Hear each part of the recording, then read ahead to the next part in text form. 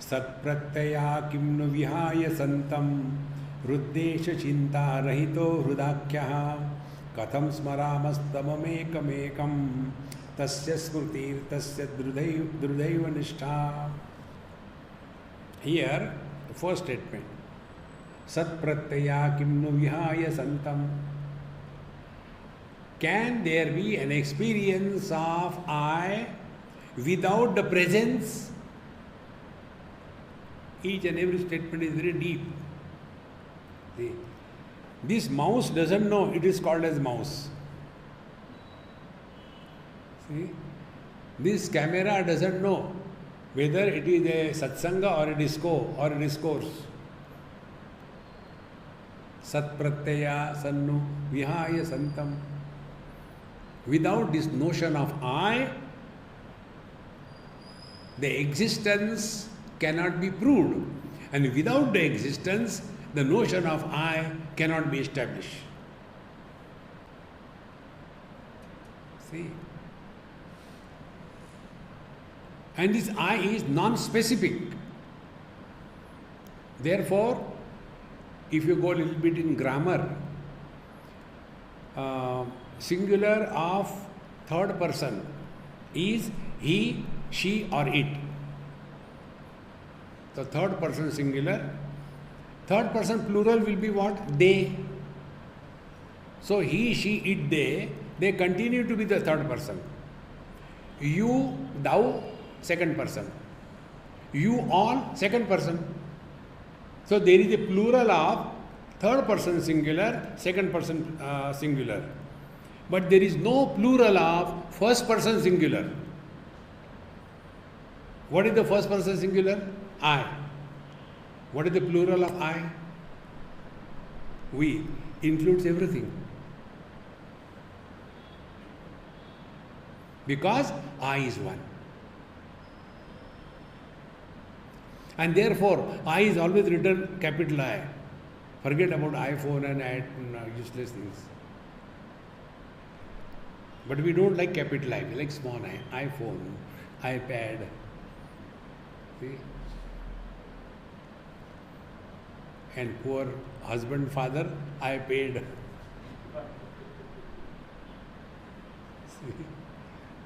Therefore, this I is one without a second. If there is no I, there is no you.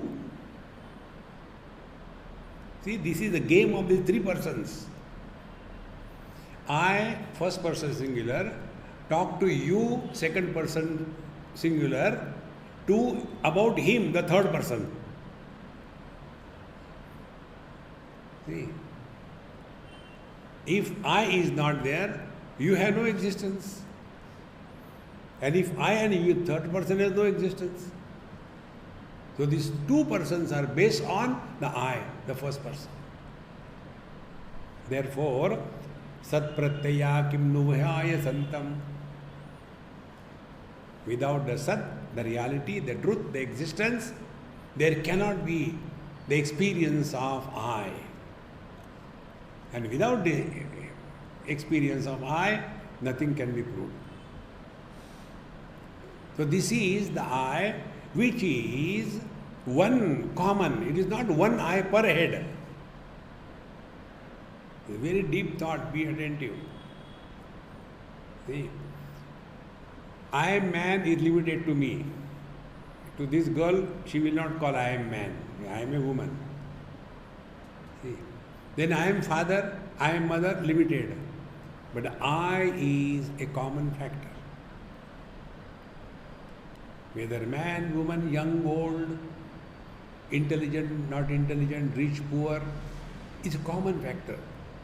Therefore, there is one common existence which is expressing through all as I. Now this example I have quoted 100 times.